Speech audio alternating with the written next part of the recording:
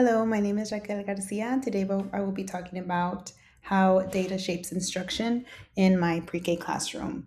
I have titled this presentation Little Learners, Big Growth. One of the things that I truly enjoy about teaching, especially pre K, is the amount of growth that you can see in such a short amount of time.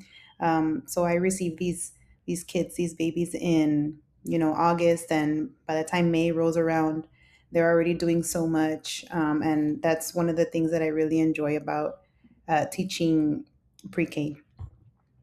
So we're going to talk a little bit about the importance of data and how I use it to modify and shape my instruction in my classroom. So, data in pre K. I know when I first started teaching, I was taken aback by the amount of testing that we actually had to do in pre-K. I thought, going into teaching, and mind you, I've been teaching for I, about 13 years now. So, coming into it, things have changed a lot. We didn't have as much, we didn't have one-to-one technology when I first started. The assessments were a little bit different, but now, 13 years in, um, the rigor has increased as the years have progressed. But one of the things that stayed the same was the data collection. We still had to collect data, even 13 years ago. And I remember, having these grade level meetings and these after school meetings, and our principal, pulling up our data and making sure that we collected each student's assessment and progress monitored them. And and I was, like I said, taken aback because I was under the impression that pre-K was, all coloring and singing and Play-Doh all day, which we do, but there is a lot more to it.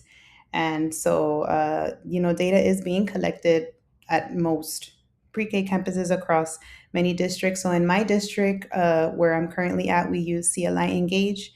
And this is a platform that assesses several phonemic and phonological awareness skills. And it'll start with the most basics and, go up. So it can start from, basic syllables, and it would also test rhyming. It can also test blending. But it does take the child's age into consideration, which is one of the things that I do like about the program. So, yes, there is data in pre-K. Yes, it is very important. And it doesn't necessarily just have to be CLI. We do a lot of informal assessments as well. In my classroom, I do also keep portfolios where we monitor students' handwriting, fine motor, gross motor development, language development, and keep it in a binder. We do anecdotal, you know, notes on there just to kind of monitor their growth. And our district also has 6 weeks assessments that we have to do, which covers the skills, ranging from color identification, shape identification, and as well as all the literacy skills, which are, letter name and sound recognition. And then it correlates along with our curriculum. So we'll test for syllables and beginning sound, ending sound, middle sound, things like that. And so that is also something that is required by our district. So there is, a lot of data um, coming in the classroom with my kids. Despite that they are 4 and 5 year olds. So what do we do? When we get this data, what are some of the things we're supposed to do? So the data says this. Now what? And like I said, I've been teaching for 13 years, but it's taken me a while to kind of come to terms with the data. It wasn't my favorite thing at the very beginning of my teaching career. I felt like it was something that didn't pertain to me. It wasn't important. It was irrelevant. But a couple of years in, I figured that, hey, we're testing these kids as they're coming in at the very beginning.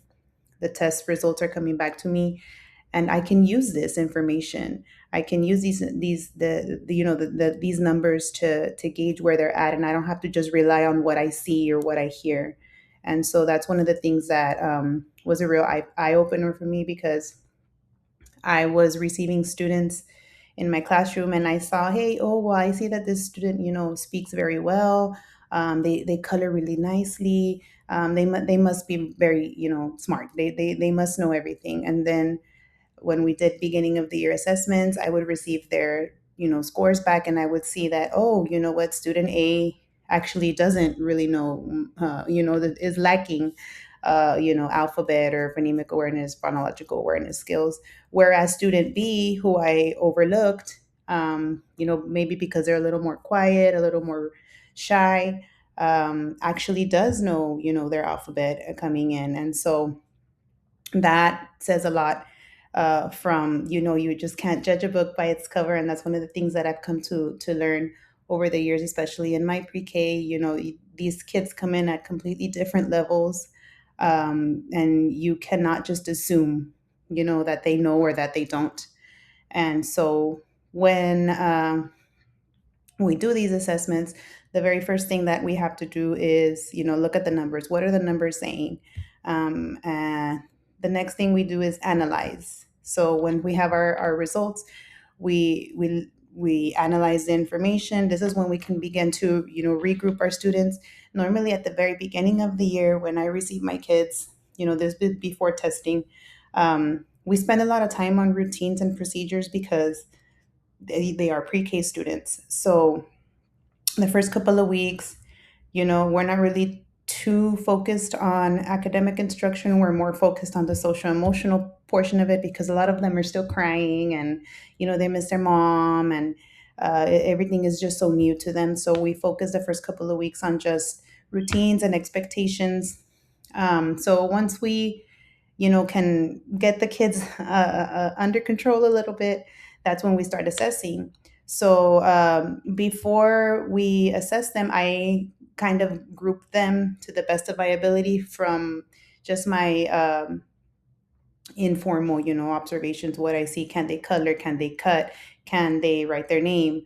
Those kinds of things. And so sometimes when I get the results back from the beginning of the year assessments, um, well, I say sometimes, but it's actually most of the time, I get my results back from the beginning of the year assessments, and I see that, hey, I had, student A and student B currently grouped together, but this data is showing me that, what, student A is high achieving. I need to move them up a group, and student B needs to move down a group, and, so on and so forth.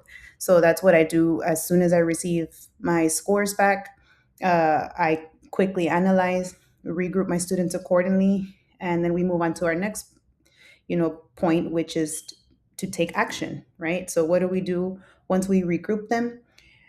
We take action. That's when we start providing our. That's when I start my small groups. That's when I start providing that differentiated instruction that is going to address, those skills, those necessary skills, that might be lacking. And so, we do this consistently. We do this, um, throughout the year. And then when we, assess again, then we can adjust. And that is when we make the necessary changes. So sometimes kids move up, sometimes kids move down, sometimes they stay, stagnant. And so then we just kind of have to adjust and regroup accordingly, make those necessary changes as they come about. So let's talk about the first one, which was assess. So after any data is collected, we need to take a step back and ask the important questions. What does this data tell me? So how does it influence, how is it going to influence my teaching? So when in CLI, I really like it for me because I'm a visual learner. It's color coded. So right away I can, my eyes just zoom in, like, where is the red? What students landed, on the red? Um, so red is, below. Yellow would be, I believe it says monitor. They're not quite there yet, but they still need that help. And then green is where we ideally want them. So since we do test them beginning, middle, and end of the year, we start at the very beginning. We zoom in on that red, and we focus on those skills that are the most difficult, and we zoom in on those kids that are going to need most help. And by exploring these, then we can kind of gain a deeper insight and make better choices when it comes to our teaching.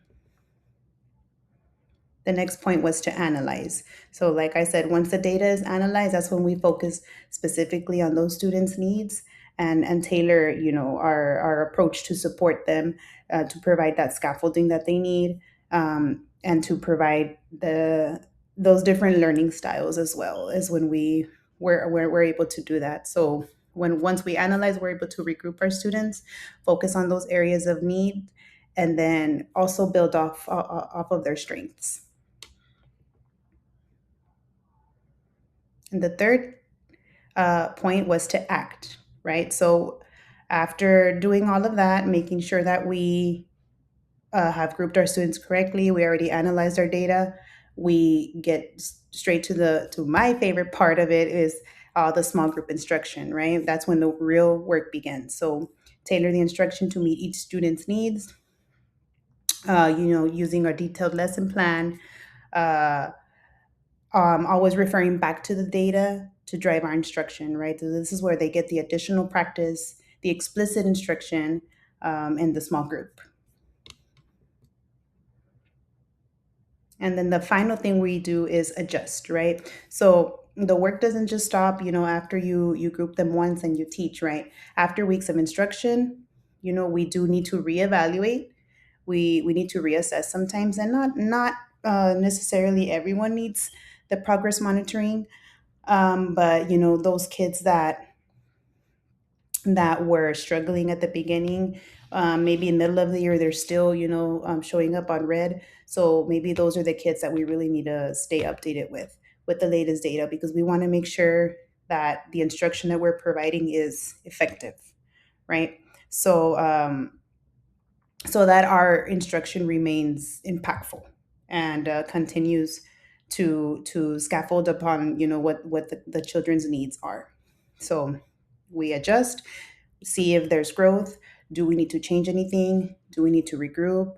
That's what we do, when at the very end. So what has data taught me? Like I said, this was not one of my favorite things at the very beginning of my teaching journey, my teaching career. But it has become, something that I've learned to love. Um, it shows me that, like I said at the very beginning, every student is different. So two students may have the same, assessment score, but they might require different types of support. I've worked with autistic students. So they might know the content, the academic content, but they couldn't verbalize to me, what letter is this, what sound is this. So I had to pull in, different like cards, or give them a choice. Which one of these is the letter that says b? And so then they would point, right? And so just you differentiate even the way that you test them, just so that you can get an uh, accurate data, right? So data is something we use every day, and it's not just the test. It's not just something on computer or something that we have to do on paper. It's especially in pre-K, it is something that we do informally all the time. When the students are playing with each other, when they're in a center, we can monitor and see, okay, like right here they're supposed to be counting, can they do that? Right here is supposed to be matching uppercase lowercase, can they do that? And so not everything has to be tested directly. So I want to end with this. It says data gives us information, but our instructional decisions are what turn that information into action. And so I think that is the whole purpose, why we use student performance data and to improve our instruction, which is that's the whole purpose of this. It's supposed to improve, the way we teach, the way we address these skills, to better, serve our students. Thank you for your time. I hope you enjoyed my presentation.